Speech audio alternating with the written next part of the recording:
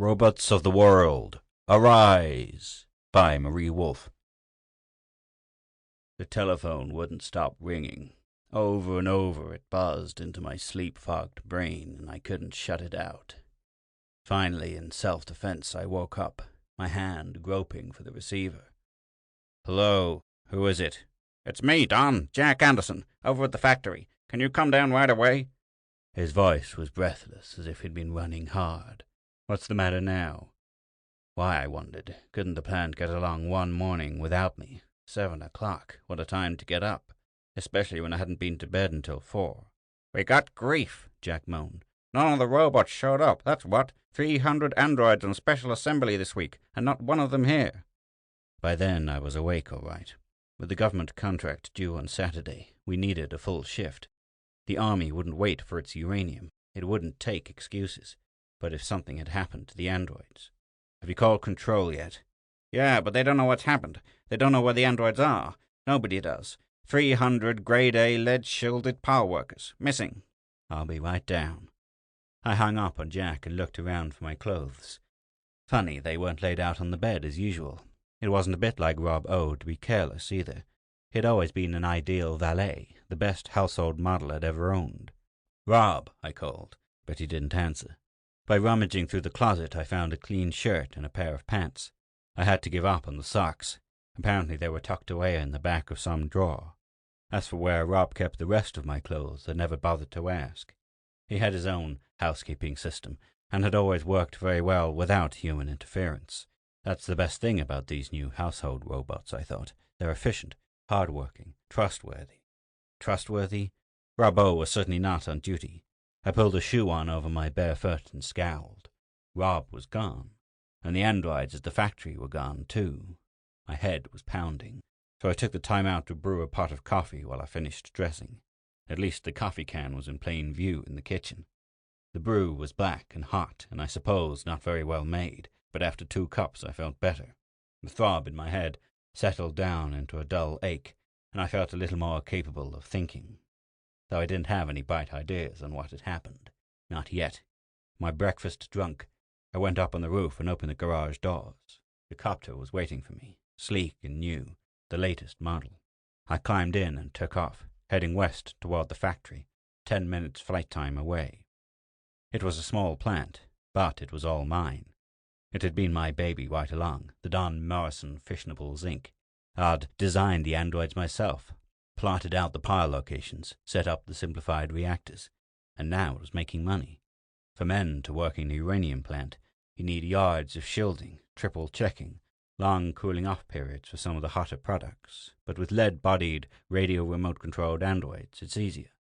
And with androids like the new Morrison 5s that can reason, or at least along atomic lines, well, I guess I was on my way to becoming a millionaire.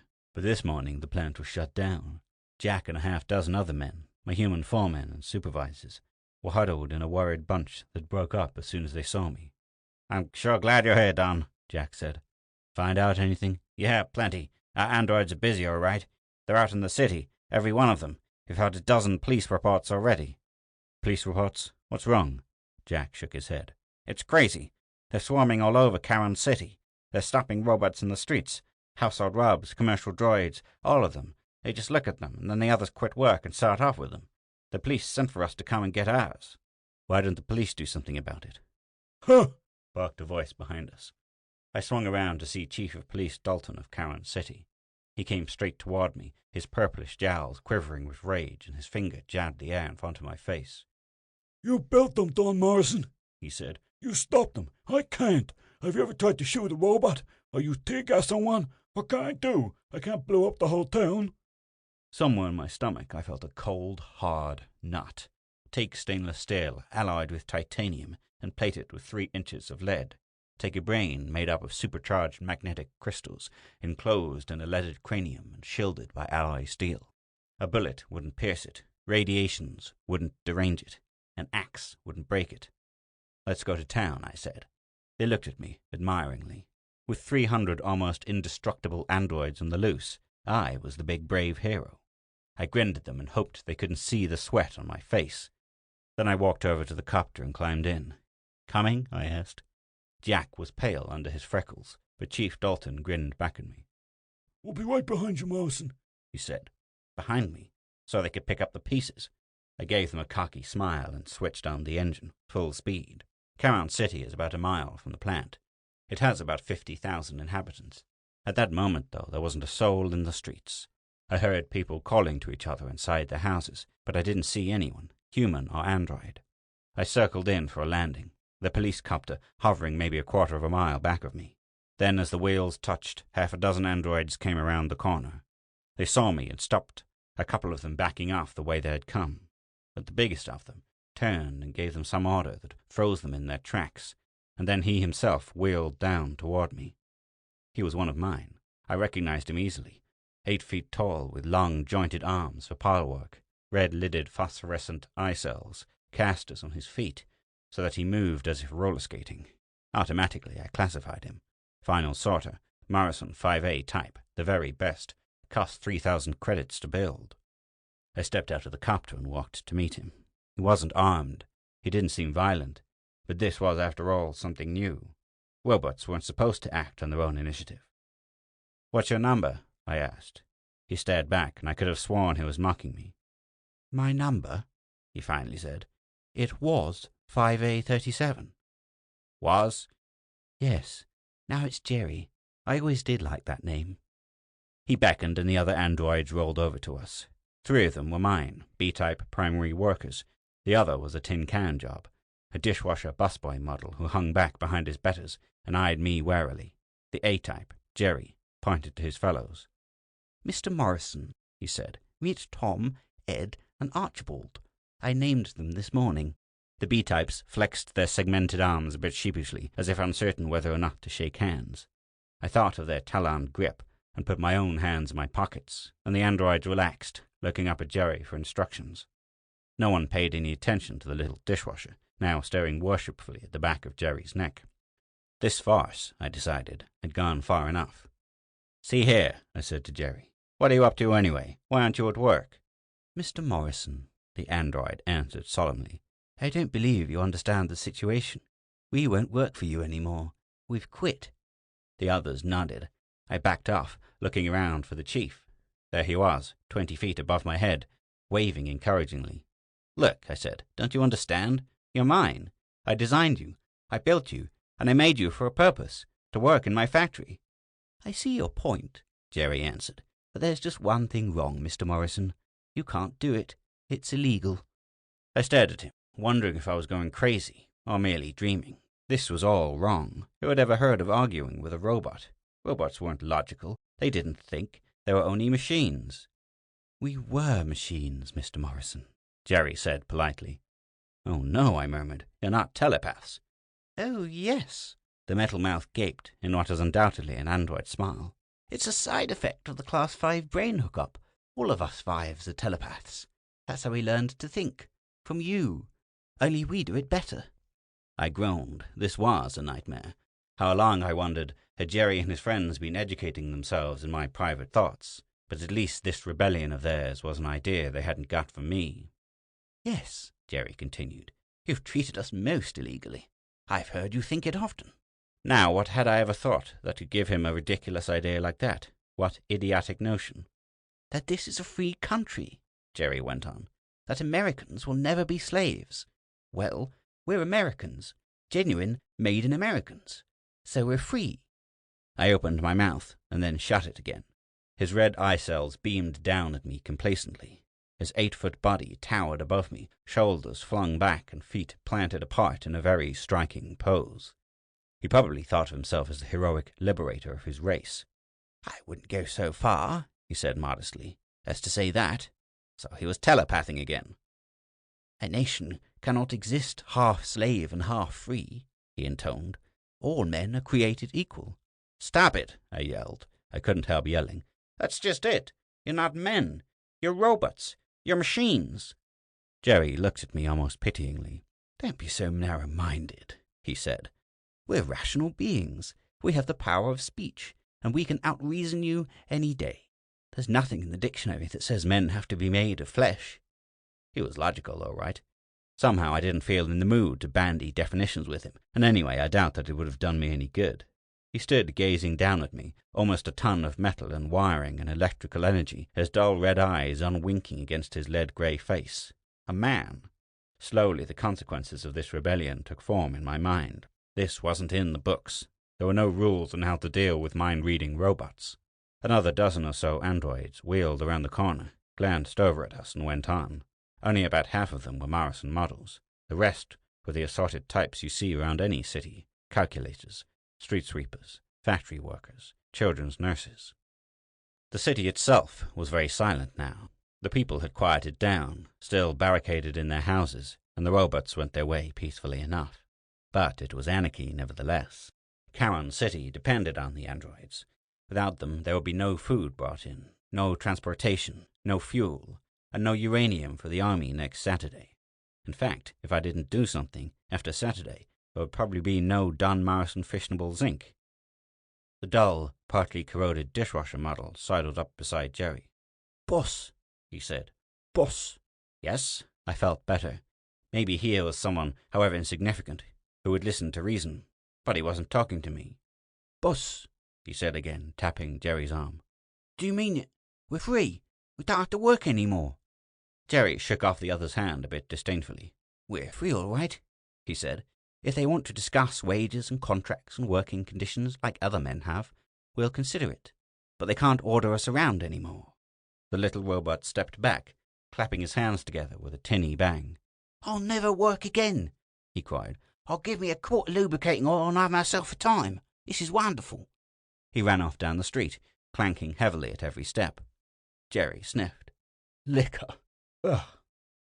This was too much. I wasn't going to be patronized by any android. Infuriating creatures. It was useless talking to them anyway. Now there was only one thing to do: round them up and send them to cybernetics lab and have their memory paths erased and their telepathic circuits located and disconnected. I tried to stifle the thought, but I was too late. "Oh, no," Jerry said, his eye cells flashing crimson. "Try that, Mr. Morrison, and you won't have a plant, or laboratory, or Charon City. We know our rights." Behind him, the B-types muttered ominously. They didn't like my idea, nor me. I wondered what I'd think of next, and wished I'd been born utterly devoid of imagination. Then this would never have happened. There didn't seem to be much point in staying here any longer, either. Maybe they weren't so good at telepathing by remote control. "Yes," said Jerry. "You may as well go, Mr. Morrison. We have our organizing to do, and we're wasting time. When you're ready to listen to reason and negotiate with us sensibly, come back. Just ask for me. I'm the bargaining agent for the group." Turning on his ball-bearing wheel, he rolled off down the street, perfect picture of outraged metallic dignity. His followers glared at me for a minute, flexing their talons. Then they too turned and wheeled off after their leader. I had the street to myself. There didn't seem to be any point in following them. Evidently they were too busy organizing the city to cause trouble to the human inhabitants. At least there hadn't been any violence yet. Anyway, I wanted to think the situation over before matching wits with them again, and I wanted to be a good distance away from their telepathic hookups while I thought. Slowly I walked back to the copter. Something whooshed past my head. Instinctively, I ducked, reaching for a gun I didn't have. Then I heard Jack calling down to me. "The chief wants to know what's the matter." I looked up. The police copter was going into another turn, ready to swoop past me again. Chief Dalton wasn't taking any chances. Even now, he wasn't landing. "I'll tell him at the factory," I bellowed back, and climbed into my own air car. They buzzed along behind me all the way back to the plant. In the rearview mirror, I could see the chief's face getting redder and redder as he thought up more reasons for bawling me out. Well, I probably deserved it, if I'd been only a little more careful of what I was hooking into those electronic brains. We landed back at the factory, deserted now, except for a couple of men on standby duty in the office. The chief and Jack came charging across the yard, and from a doorway behind me, one of the foremen edged out to hear the fun. "Well," snapped the chief, "what did they say? Are they coming back? What's going on anyway?" I told them everything. I covered the strike and the telepathic brain. I even gave them the patriotic spiel about equality. After all, it was better that they got it from me than from some android. But when I'd finished, they just stood and stared at me, accusingly. Jack was the first to speak. "We've got to get them back, Don," he said. "Cybernetics will fix them up in no time." "Sure," I agreed, "if we can catch them." The chief snorted. "That's easy," he said. "Just tell them you'll give them what they want if they come here, and as soon as they're out of the city, net them. You've got strong derricks and trucks." I laughed a bit hollowly. I'd had that idea, too. "Of course they wouldn't suspect," I said. "We'd just walk up to them, carefully thinking about something else." "Robots aren't suspicious," Jack said. "They're made to obey orders." I refrained from mentioning that ours didn't seem to know that, and that running around Charon City fomenting rebellion was hardly the trait of an obedient, trusting servant. Instead, I stood back and let them plan their roundup. "We'll get some men," the chief said, "and some grappling equipment, about halfway to the city." Luckily, they decided against my trying to persuade the robots, because I knew well enough that I couldn't do it. Jack's idea sounded pretty good, though. We suggested that we send some spokesmen who didn't know what we planned to do, and thus couldn't alarm them. Some ordinary man without too much imagination. That was easy. We'd pick one of Chief Dalton's sergeants. It only took about an hour to prepare the plan.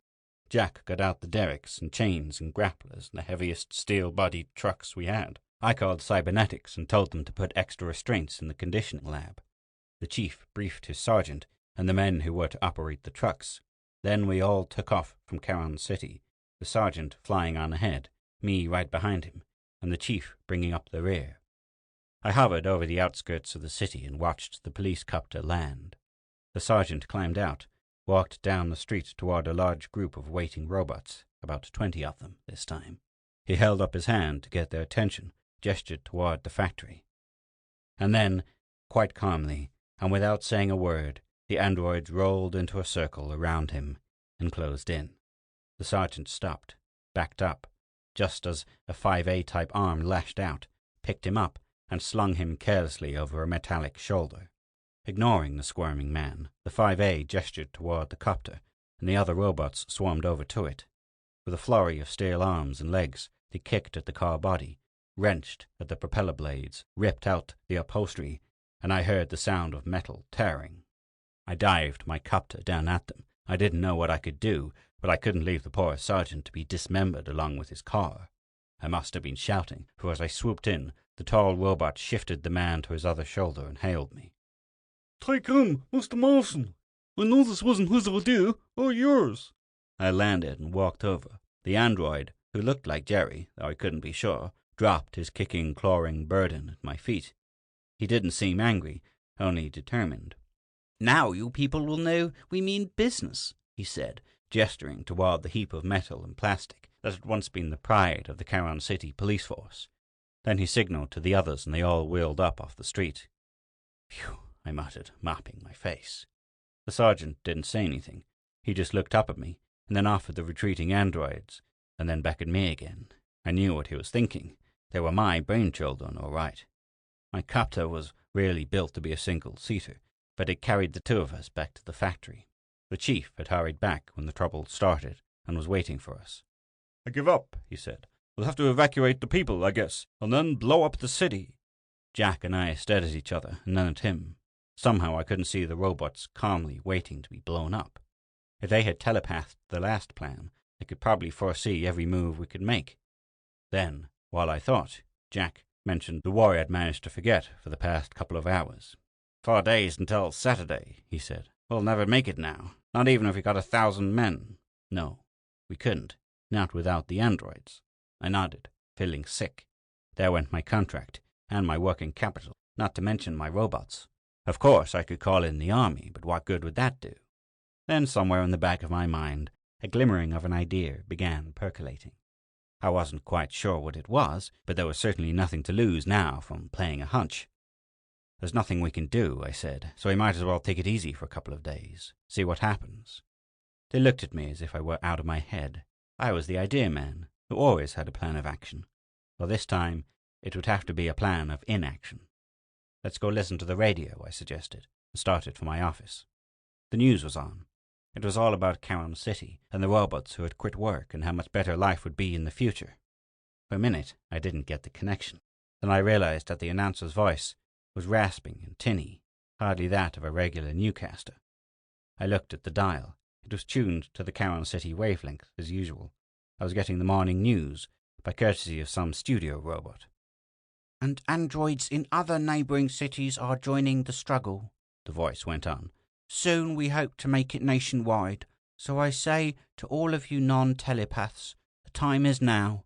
Strike for your rights. Listen to your radio and not to the fleshmen. Organisers will be sent from Charon City." I switched it off, muttering under my breath. How long, I wondered, had that broadcast been going on? Then I thought of Rob O. He'd left my house before dawn, obviously some time between 4 and 7, and I remembered that he liked to listen to the radio while I slept.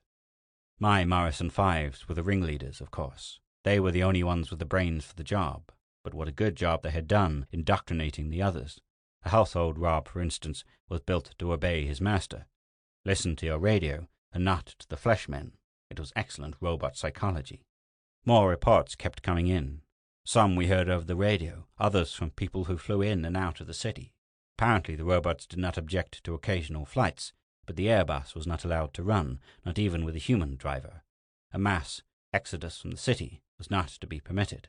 "They'll starve to death," Jack cried. The chief shook his head. "No," he said. "They're encouraging the farmers to fly in and out with produce, and the farmers are doing it too. They're getting wonderful prices." By noon, the situation had calmed down a bit. The androids obviously didn't mean to hurt anyone. It was just some sort of disagreement between them and the scientists. It wasn't up to the inhabitants of the city to figure out a solution to the problem. They merely sat back and blamed me for allowing my robots to get out of hand and lead their own servants astray. It would be settled. This type of thing always was, so said the people of the city. They came out of their houses now. They had to. Without the robots, they were forced to do their own marketing, their own cooking, their own errands. For the first time in years, human beings ran the streetcars and the freight elevators. For the first time in a generation, human beings did manual labor such as unloading produce trucks. They didn't like it, of course. They kept telling the police to do something. If I'd been in the city, they would have undoubtedly wanted to lynch me. I didn't go back to the city that day. I sat in my office, listening to the radio and keeping track of the spread of the strike. My men thought I'd gone crazy. Maybe I had, but I had a hunch, and I meant to play it. The farm robots had all fled to the city. The highway repair robots had simply disappeared. In Egerton, a village about 15 miles from the city, an organizer, 5A, appeared about noon and left soon after, followed by every android in town. By 1 o'clock, every radio station in the country carried the story, and the National Guard was ordered out. At 2 o'clock, Washington announced that the army would invade Charon City the following morning. The army would put an end to the strike easily enough. It would wipe out every android in the neighborhood, and probably a good many human beings careless enough to get in the way. I sat hoping that the 5As would give in, but they didn't. They just began saying over the radio that they were patriotic Americans fighting for their inalienable rights as first-class citizens. At sunset, I was still listening to the radio. "So far, there has been no indication that the flesh people are willing to negotiate, but hold firm." "Shut that thing off!" Jack came wearily in and dropped into a chair beside me. For the first time since I'd met him, he looked beaten. "We're through," he said. "I've been down checking the shielding, and it's no use. Men can't work at the reactors." "I know," I said quietly. "If the androids don't come back, we're licked." He looked straight at me and said slowly, "What do they mean about negotiating, Don?" I shrugged. "I guess they want wages, living quarters, all the things human workers get, though I don't know why. Money wouldn't do them any good." Jack's unspoken question had been bothering me, too. Why not humor them? Promise them whatever they wanted, give them a few dollars every week to keep them happy. But I knew that it wouldn't work, not for long. With their telepathic ability, they would have the upper hand forever. Within a little while, it wouldn't be equality anymore. Only next time, we would be the slaves. "Wait until morning," I said, "before we try anything." He looked at me, curious. "What are you going to do?" "Right now, I'm going home." I meant it, too. I left him staring after me and went out to the copter. The sun was just sinking down behind the towers of Charon City. How long it seemed since I'd flown in there this morning. The roads around the factory were deserted. No one moved in the fields. I flew along through the dusk, idling, enjoying the illusion of having a peaceful countryside all to myself. It had been a pleasant way of life indeed, until now. When I dropped down on my own roof and rolled into the garage, my sense of being really at home was complete. For there, standing at the head of the stairs that led down to the living room, was Rob O. "Well," I said, "what are you doing here?" He looked sheepish. "I just wondered how you were getting along without me," he said. I felt like grinning triumphantly, but I didn't. "Why, just fine, Rob," I told him, "though you really should have given me notice that you were leaving. I was worried about you." He seemed perplexed. Apparently I wasn't acting like the bullying creature the radio had told him to expect. When I went downstairs, he followed me, quietly, and I could feel his wide photoelectric eye cells upon my back. I went over to the kitchen and lifted a bottle down off the shelf. "Care for a drink, Rob?" I asked, and then added, "I guess not. It would corrode you." He nodded. Then, as I reached for a glass, his hand darted out, picked it up, and set it down in front of me. He was already reaching for the bottle when he remembered. "You're not supposed to wait on me anymore," I said sternly. "No," he said. I'm not. He sounded regretful. "There's one thing, though, that I wish you'd do. Tell me where you used to keep my socks." He gazed at me sadly. "I made a list," he said. "Everything is down. I wrote your dentist appointment in also. You always forget those, you know." "Thanks, Rob." I lifted my glass. "Here's to your new duties, whatever they are. I suppose you have to go back to the city now." Once again he nodded. "I'm an aide to one of the best androids in the country," he told me half proudly and half regretfully. "Jerry." "Well, wish him luck from me," I said, and stood up. "Goodbye, Rob." "Goodbye, Mr. Morrison." For a moment he stood staring around the apartment. Then he turned and clanked out the door. I raised my glass again, grinning. If only the army didn't interfere. Then I remembered Rob's list, and a disturbing thought hit me. Where had he, of all robots, ever learned to write? That night I didn't go to bed. I sat listening to the radio, hoping, and toward morning what I'd expected to happen began to crop up in the programs. The announcer's tone changed. The ring of triumph was less obvious, less assured. There was more and more talk about acting in good faith, the well-being of all, the necessity for coming to terms about working conditions. I smiled to myself in the darkness. I'd built the fives, brains and all, and I knew their symptoms. They were getting bored. Maybe they had learned to think from me, but their minds were nevertheless different. For they were built to be efficient, to work, to perform. They were the minds of men without foibles, without human laziness. Now that the excitement of organizing was over, now that there was nothing active to do, the androids were growing restless. If only the army didn't come and get them stirred up again, I might be able to deal with them. At 4:45 in the morning, my telephone rang. This time it didn't wake me up. I was half waiting for it. "Hello," I said. "Who is it?" "This is Jerry." There was a pause. Then he went on, rather hesitantly. "Rob O. said you were getting along all right." "Oh, yes," I told him. "Just fine." The pause was longer this time. Finally the android asked, "How are you coming along on the contract?" I laughed, rather bitterly. "How do you think, Jerry? You certainly picked a bad time for your strike, you know. The government needs that uranium. Oh, well, some other plant will have to take over. The army can wait a few weeks." This time Jerry's voice definitely lacked self-assurance. "Maybe we're a little hasty," he said, "but it was the only way to make you people understand." "I know," I told him. "And you always have some rush project on," he added. "Just about always." "Mr. Morrison," he said, and now he was pleading with me. "Why don't you come over to the city? I'm sure we could work something out." That was what I'd been waiting for. "I will, Jerry," I said. "I want to get this straightened out just as much as you do. After all, you don't have to eat. I do, and I won't be eating much longer if we don't get production going." Jerry thought that over for a minute. "I'll be where we met before," he said. I said that was all right with me and hung up. Then once again I climbed the stairs to the roof and wheeled the copter out for the trip to the city. It was a beautiful night, just paling into a false dawn in the east. There in the copter I was very much alone and very much worried. So much depended on this meeting. Much more, I realized now, than the Don Morrison Fissionables Inc., much more even than the government's uranium supply. No, the whole future of robot relations was at stake, maybe the whole future of humanity. It was hard to be gloomy on such a clear, clean night, but I managed it well enough. Even before I landed, I could see Jerry's eyes glowing a deep crimson in the dark. He was alone this time. He stood awaiting me, very tall, very proud, and very human. "Hello, Jerry," I said quietly. "Hello, Mr. Morrison." For a moment we just stood gazing at each other in the murky pre-dawn. Then he said sadly, "I want to show you the city."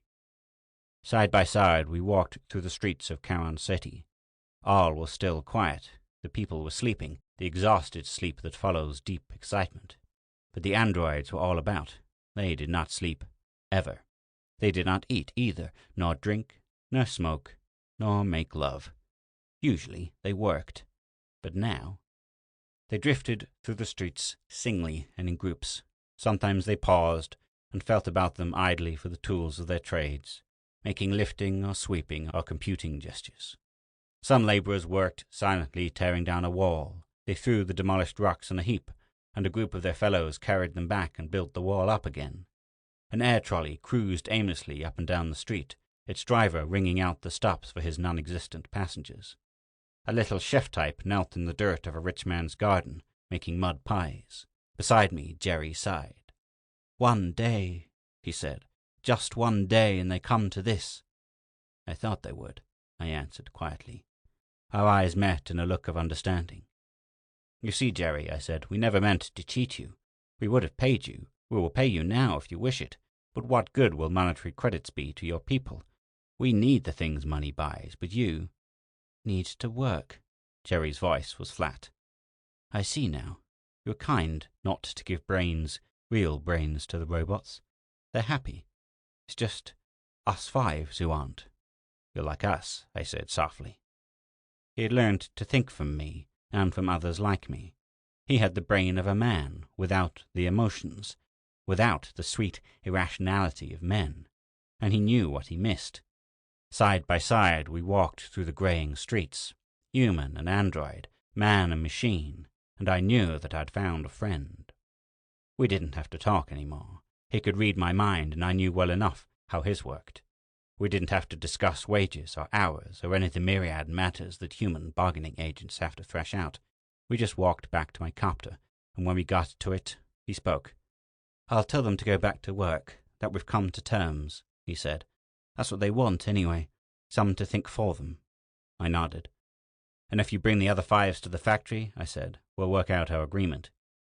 He knew I was sincere. He looked at me for a long moment, and then his great taloned hand gripped mine, and he said what I'd been thinking for a long time. "You're right about that hookup, Mr. Morrison. We shouldn't have it. It can only cause trouble."